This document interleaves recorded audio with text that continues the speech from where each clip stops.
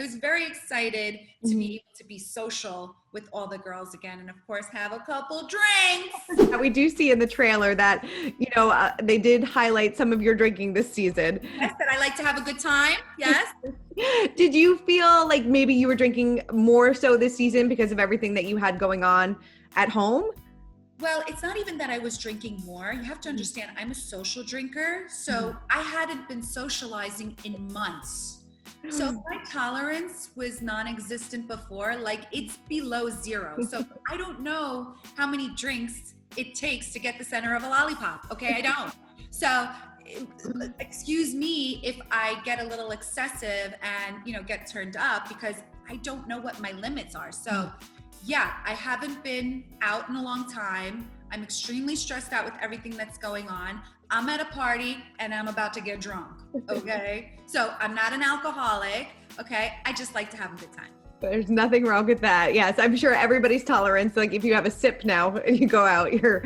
Like that, those clips that you saw from that pool party, whatever, that I don't even remember. It's all in fragments to me. So I'm actually excited to see that episode to see what other people saw. Like memory fragments. Alcohol poisoning? No, it was no bueno. Amazing. But I did have a good time. I will say. Good. And I know, obviously, when we left off at the reunion, you and Melissa were not on the best of terms. How did you feel going into this season with her? And was there anything that you regretted from the reunion at all when it comes to Melissa? No, I have no regrets about any of that. I feel like she is totally okay with being open and honest with me. So vice versa. And that's all that I was. And I'm also a very forgiving person, and I forget easily. So going into the season, I was thinking that, we're going to brush everything under the rug and start fresh, right? I'm coming in with a new perspective. We have this new high on life.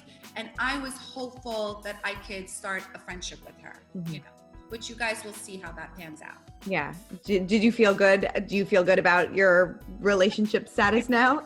I feel good about it. Listen, and you'll see in the episodes how our relationship progresses, but I feel like we're in a good place. Yeah, totally. And I know that you faced some challenges this season as well in your personal life. Talk to me a little bit about that, what it was like having your dad come and live with you and watching your parents' marriage struggles.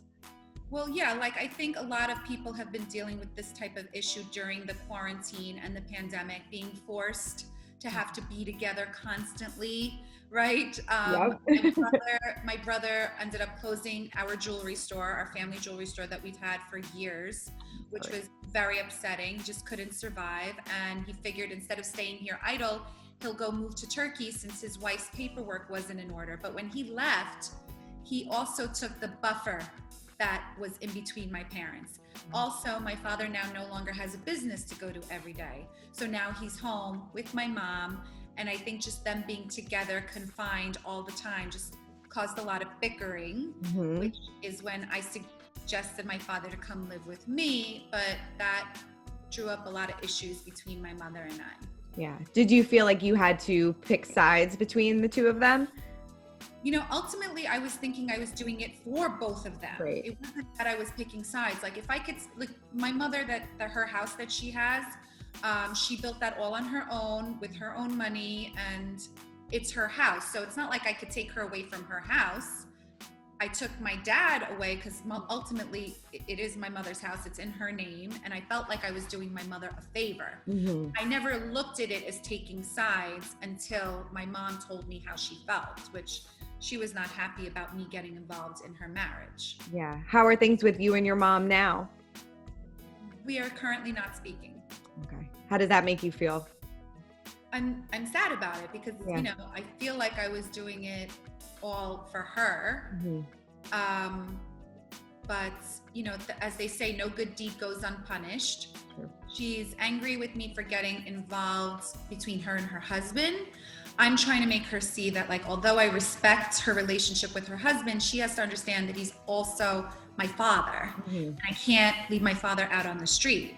And listen, my mom was not like throwing him out. She wants him there. She ultimately wants him there because she doesn't want to be alone.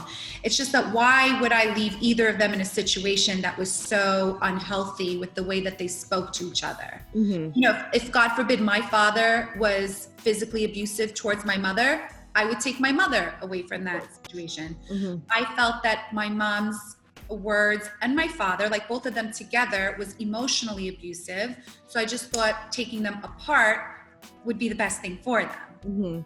And ultimately, I don't know. I really don't know. I don't know what the right answer is. I knew that I couldn't let it go on the way that it was. Not that I wanted to add any more stress to my life, because, you know, I got the kids homeschooling and no housekeeper, no nanny, no help. I'm extremely spread thin. It's like, I don't need 2 more children to look after. But my brother was always in charge of that. I never even used to get involved ever. I never realized what a buffer my brother was until he left. And my sister is a full-time working single mother. Steven, you know, he's a teacher and he's not, you know, he doesn't want to live like a single gay guy does not want to live with his mommy or his daddy.